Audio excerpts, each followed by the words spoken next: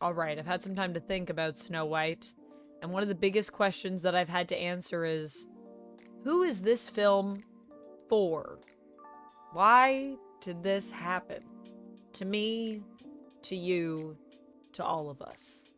Let's answer that question. Welcome back, everyone. I'm Amanda. You know me as Vamp, and I am here to talk to you about Snow White, the 2025 live-action remake. I put live action in quotes because there is a lot of CG in this film, obviously, and I know some people are like, how can it be live action when there's animation? But I think what we mean really when we say live action is that it's more realistic than the animated version. There is real people involved and we see their faces. So, there is a lot to talk about here. I was kind of thinking of just going through the film and discussing it like in terms of the story. I don't know. I think it might just be better if I break it up into categories, but I'm gonna give you a little synopsis. Heads up, spoiler warnings in effect, I guess. Although how you can spoil a film that is literally the first full Disney animated feature, which was released in like the 30s, the 1930s. It's almost been 100 years. How you can spoil that, I have no idea. But there are some things they changed, so maybe those would be spoilery. So I will warn you anyways. So what happens in this film? Well, it's centered on Snow White. Snow White is a princess, and she grows up in a kingdom that is basically a communist kingdom, to be honest with you. I don't even know why they have a monarch in this kingdom. Like, why do they have a king and queen ruling? They seem pretty self-sufficient.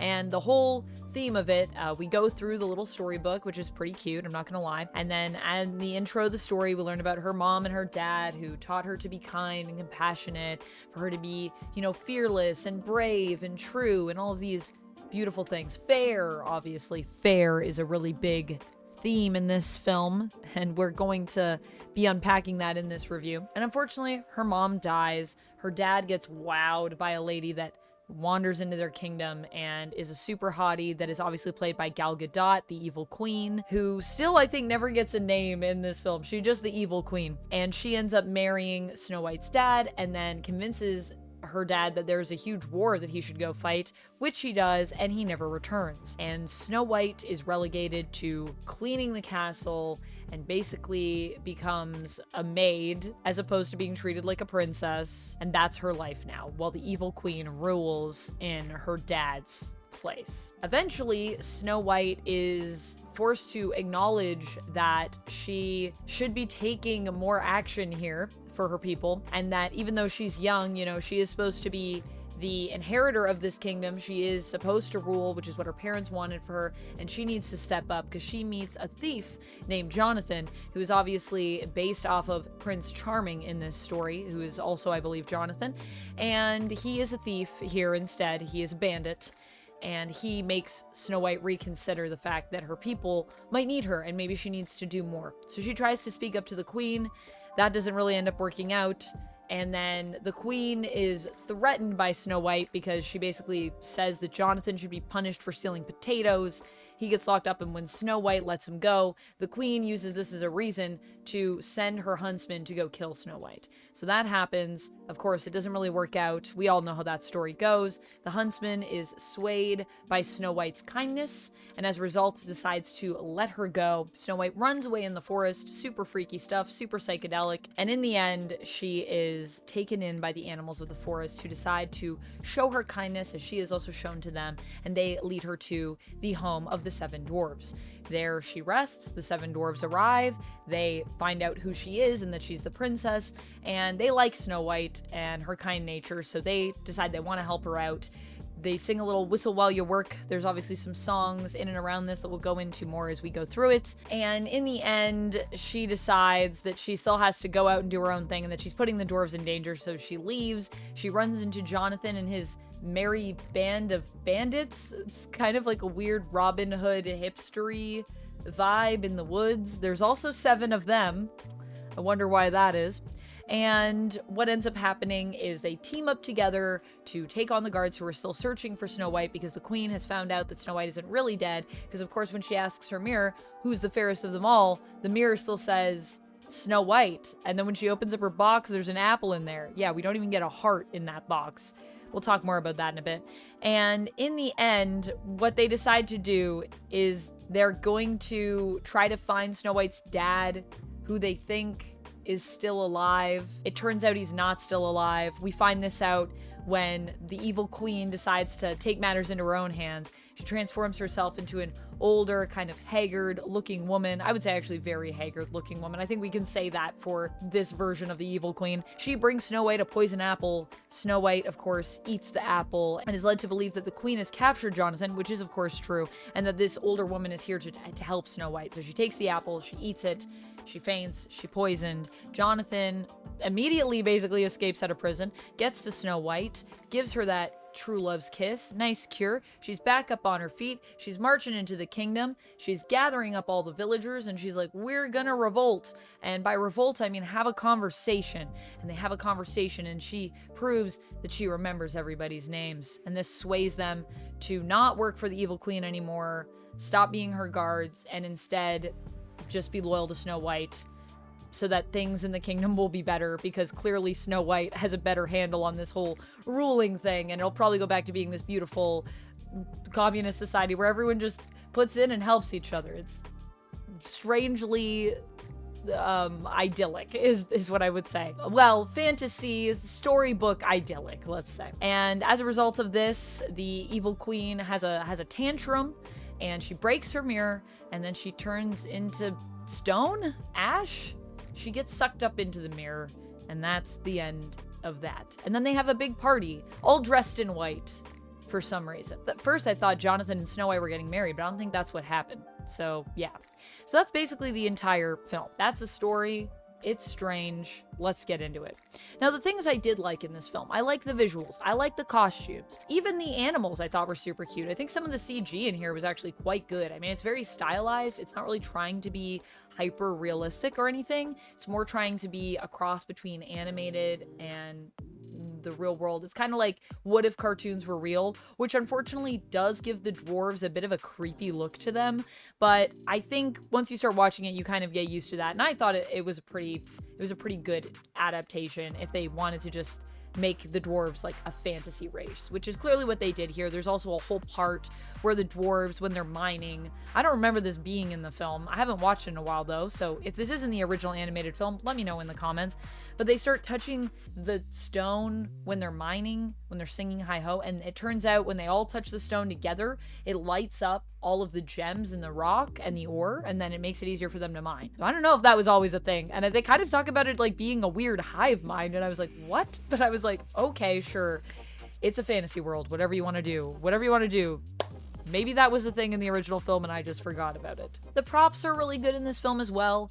The acting isn't inherently bad. I would say the acting is actually good. It's decent, but they're just, it's not good enough. It's not great acting, so it can't overcome the problems in this script either, and I think that's what holds it back ultimately. It's kind of something similar that I said to Madam Web. Like, I don't think necessarily all the actors in this film are bad actors, but in this movie, just no one is very good because the script is holding them back. I kind of was starting to like Gal Gadot's performance as the evil queen a bit, and then there were some lines that happened and I was like, oh boy, this is never mind, I guess. I also feel like it's weird because this film just doesn't feel like it has enough star power in terms of getting people to even come to the theater. I like Rachel Zegler and I like Gal Gadot. I don't dislike either of these actresses, but they're just not enough of a box office draw, and they are the two main stars of the film. So that is also something I was thinking about after the fact. The singing is good.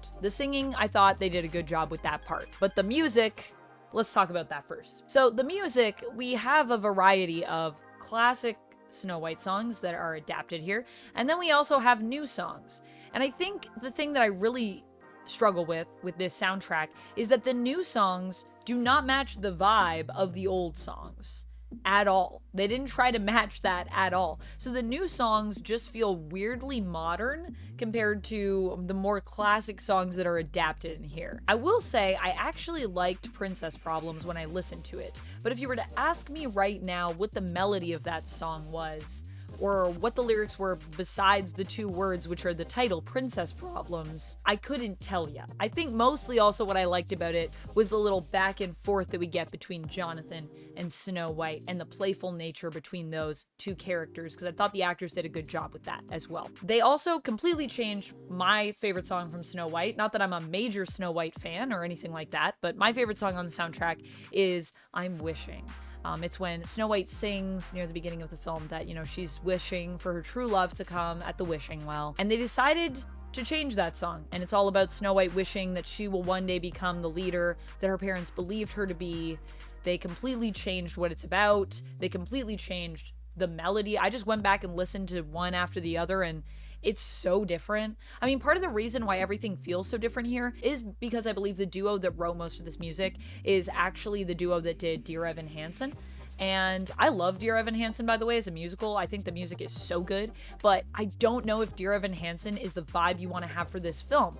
And I will say you can hear the Dear Evan Hansen-ness of the soundtrack. If you're to play the Dear Evan Hansen soundtrack and play some of these new songs that we got in Snow White, you're gonna hear similarities. And I don't think that that's necessarily a good thing, even though I do think the music for Dear Evan Hansen is fire. It just doesn't work as well here. It's kind of feels like what this film is, where it's like fighting with its classical roots and wants to be something new, but is like, for some reason, trying to hold on to the classical roots. I'm like, either do something new or just like actually honor what came before. If you feel like it's not worth honoring, then don't do it. Just don't do it. I don't understand. I also like the little song at the end, which I'm thinking back to now. It's the part where Snow White comes back in. She gathers up all the villagers to have her talk no jutsu moment against the queen. And they're all kind of humming, like kind of singing this little riff. However, it was cute that they all started singing it, and then some of the kids in the audience started singing it with them, and I thought that was pretty cute, okay? I was like, well, that's a bit charming. I don't know if those kids remember the melody now. I don't know, but I don't. Hi Ho is an adaptation. It was fine. Whistle While You Work I actually thought was genuinely cute and pretty well done, and I liked the choreo in that one quite a bit. The Silly Song is also adapted in this, which people probably don't remember. It's like kind of a little yodeling dwarf song in the original, and they do it in this one too. So that's basically where I stand with the music. It's not great, but not like offensive or anything. It's not inherently bad. It just doesn't really work here for reasons. For the fact that it doesn't match the energy of that original soundtrack, which granted is very old school now. So I don't know, but you could still, I think, update it and honor it. It feels like they just wanted to do something different. It feels like they just wanted to do something different is the thesis of this movie, which then once again forces us to ask the question, but why though? So they changed major things in this movie. I think there was an interview. Now, I don't know the interview, so I also am wary because I feel like a lot of people get misquoted. So just saying, I haven't read the interviews, so if this is a misquote or taken out of context, I've only read the headline. I have not done my research, and I would like you to remember that about me in this video. Normally I do. But Rachel Zegler apparently was saying that Prince Charming was like a stalker. I only know this because I looked it up before literally before I was about to go into the theater, because I was talking about how Prince Charming was going to be in the movie, and Duck was telling me Prince Charming actually isn't in this movie. They cut Prince Charming, and I was like, what? How do you do the film without Prince Charming? That doesn't make sense. So I was looking it up, and then I was seeing the headlines where she said, you know, Prince Charming apparently was like a stalker, which I understand the argument for in a modern context, but I also feel like in Snow White and the Seven Dwarves, Snow White is actually into the prince, so she does love him. And sure, they like just met and she falls in love with him, but that's how it was back then. That's how all those films went. Is it all right in a modern context? Can you not add more to the love story? Of course you can. Of course you can. They tried to do that here, and I feel like it was not as successful as what they did with something like The Little Mermaid, where they added a lot more for Eric and Ariel to actually bond over and a reason for them to come together beyond just being like, you're a hottie, I'm a hottie, let's be hotties together. So there's the fact that they tried to give them something to connect over here, but it just doesn't feel as legitimate. So Prince Charming instead becomes Jonathan, this bandit. I don't hate it, but they basically made him a totally different person. Not that he had a ton to work with in terms of personality in the original. However, here, his whole thing is, initially he kind of seems like Aladdin when he's stealing these potatoes, and then later, he's kind of got more of a Flynn Rider vibe to him when he's a bandit who only cares about himself, except for that he doesn't care about himself. And also, isn't the whole point of him being a bandit that he cares about other people and he wants to steal from people that are more fortunate to give to less fortunate, aka Robin Hood-esque? So how can he say he's selfish? How can Snow White say he's selfish? He's literally trying to steal from people to help other folks out. He has a whole group with him, and I'm sure if they could help the villagers more, they would. So it's weird to me that they even call him selfish. I was like, okay, that seems random, but all right. They also changed the complete meaning of fair in this film. So fair in the original is obviously meant to mean beautiful, this idea of Snow White being young and beautiful, and the evil queen, she's older and beautiful, but her beauty is threatened by Snow White's youth. And that is a major part of the film. I mean, Snow White's also just charming as heck. She's like a sweetheart as well through most of the film.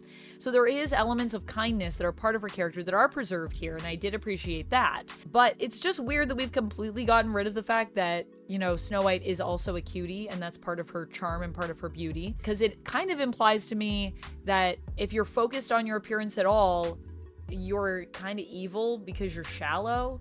But just because you're focused on your appearance doesn't mean that you're shallow. That's such a generalization of that, and I don't love that it paints the idea of caring about your appearance in a negative light, because it just doesn't seem fair or nuanced or, really, to be honest with you, very interesting. Like, I get that vanity is a sin, but that just feels weirdly old school for something that's trying to be so modern. It's like, in being so modern, it's working against its modern sensibilities. I think you could still put an emphasis on her being just and fair and kind and those things, but why not at least use the fact that, I mean, Rachel Zegler is a beautiful person. Like, she looks pretty. Princesses are pretty. Everyone wants to be pretty. And I mean, beauty also does come from within, but the way that this film approaches that theme and that moral anyways, it feels so skin deep, oddly. It's strange. It's such a surface level observation of that. We don't really explore it in any way that feels deep or like it has meaning or like it's trying to say something real. There are also things in this that just straight up don't make sense. When the queen takes over the kingdom, she convinces some of these people that are just farmers to be her guards, and they are loyal only to her. And yet, there's so many things that happen. The guards feel so incompetent. I know they used to be farmers, but I also just feel like at the end, even when they march to the evil queen, there's just not enough guards there to deal with a rebellion if it happened. Like, the queen really needs more guards. It feels like she's got 6 guys, so they're just never where she needs them to be. And even when they're doing stuff, they just can't do it right. Their hearts just aren't in it, you know what I mean? Speaking of hearts, also they changed the fact that the huntsman doesn't grab a pig's heart. He just puts an apple in there, because the whole scene with him and Snow White, the reason why he spares her is because he takes her out to pick some apples. And that's when the queen is like, you take her out to pick apples, you kill her. But she offers him an apple. And I guess this guy's never been offered an apple before. And he's like, well, that's so nice, I can't kill you now. Whereas before, in the original, the implication is that Snow White is just so beautiful, the huntsman can't bring himself to kill her because it just feels wrong. Both of these things are about the idea of it feeling wrong, but one feels a lot stronger as a choice, especially visually, than the other. I guess his heart was never in it to begin with, so maybe it was just a reminder of like, gosh, she's just a young girl and she's so kind.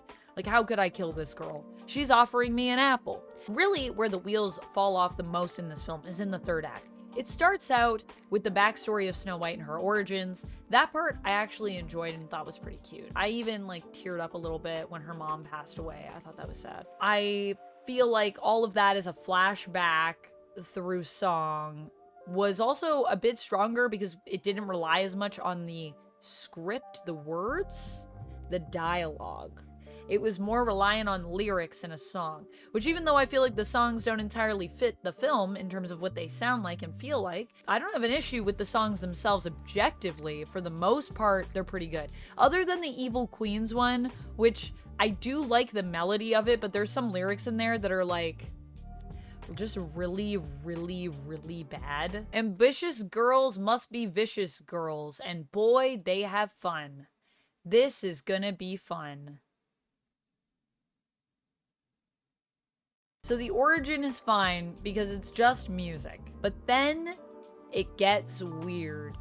Then we get into dialogue, and that's where things start to fall apart. And that's also when the changes start creeping in. And the changes I don't think have really helped this film. They've just made it more of a mess. It's less streamlined now. It feels like it's fighting with itself. And by the end, the third act, we get to the point where we gotta resolve all this, okay? And how do we resolve all this? Because we've taken so many elements of the original film away that it makes it impossible for us to deal with this. I believe in the original, the evil queen just can't deal with the fact that she isn't the hottest one, and it makes her crazy. And I feel like something they didn't do enough in this film is let Gal Gadot go completely crazy. I feel like they were reining her in. I feel like she actually wanted to go kind of crazy based on some of the stuff I saw, and they were reining her in for some reason and trying to keep this performance grounded. This is an adult woman that is jealous of a child or a teenager in terms of her beauty. Let's just put that into perspective. Let her go crazy. That is a crazy idea, especially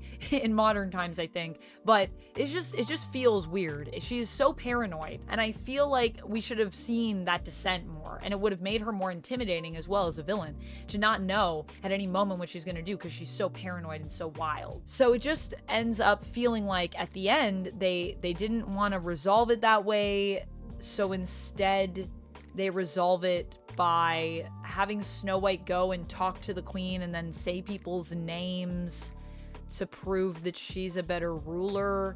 And the queen gives a speech she already gave near the beginning of the film where she talks about how Snow White is a rose and a flower and she herself is like a diamond, like she's tougher, so she's a better ruler because of that. She already gave this speech, and then she makes a diamond dagger and she tries to kill Snow White with it. It's just silly is what it is. It feels really silly. It honestly felt like they just didn't want to make Snow White. They wanted to make something about a girl who's coming into her own, who's finding herself, who's questioning who she wants to be, deciding who she wants to be. She wants to be a ruler, but how does she go about it? She has to find her own path. She doesn't need no man. Oh, wait a minute, they already did that. It's Brave, and it's amazing. You already did that movie. Also, why don't you just do a live action adaptation of Brave then, if that's the story you want to do? Or, I don't know, make something new, because there are elements of this film that I think could work, but not in this framework. In this framework, they just don't work at all, and it just seems ridiculous. Also, while I loved the visuals, I gotta be honest with you,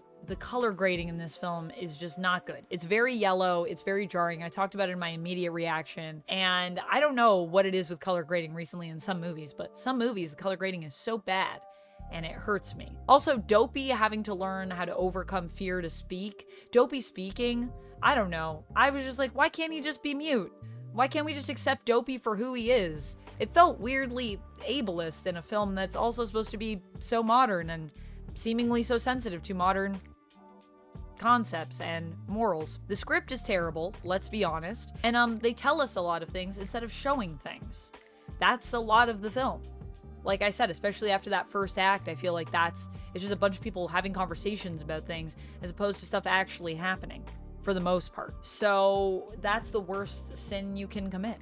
Overall, I think if you want to watch a movie that's like this, don't watch this movie. Instead, watch Dungeons & Dragons: Honor Among Thieves, where the jokes actually land and it's set in a fantasy setting. And it still has some really uplifting things to say, and you're gonna have a fun adventure, a fun time, and it looks amazing. It's also a film that visually looks good, but also the script is good, the acting is good, and the humor is good. Snow White makes a lot of jokes, but no one laughed. That was my experience in the theater. Rachel Zegler as well I like Rachel Zegler a lot, but I would say don't watch Snow White, go watch Hunger Games. The Ballad of Songbirds and Snakes, where she plays a similar character. In fact, when she was at the gate for the castle and she was, you know, saying goodbye to Jonathan and giving him bread, I was having flashbacks to the Hunger Games. I'm like, this is just like Lucy Gray 2.0 is what it feels like we're getting. Or I mean, maybe Lucy Gray 0.5, because I liked Lucy Gray better than I liked Snow White. And I liked Rachel Zegler better in that role. I felt like that was a more interesting role for her to play. So yeah, go watch that and go watch her be Lucy Gray. And then when she goes in the forest, you're gonna get flashbacks to Snow White if you've seen it. Like, I was getting flashbacks to Hunger Games watching this when she gets lost in the woods. Which also, what was in that apple that she got lost in the woods and saw all that? That was like a bad trip. I think the reason why they ultimately had to get rid of the evil queen is she's the only one that doesn't have a weakness to apples. She doesn't really care as much about apples, but everyone here is either obsessed with apples, loves apples, or like, you know, is hurt by apples. There's a lot of apples in this movie. I like how they also don't play at all with the symbolism of the apples and how Snow White is basically the apple. You know, she's young, and when she becomes ripe, I know that's messed up, but that's what the theme is, okay? When she's in full bloom, everyone loves her and then realizes that she's way better than this evil queen that honestly kind of sucks. But we didn't play with any of that because this is Snow White, a film where we fight against everything the original was. Even the stuff that's kind of good about the original for some reason. That's all I have for this one.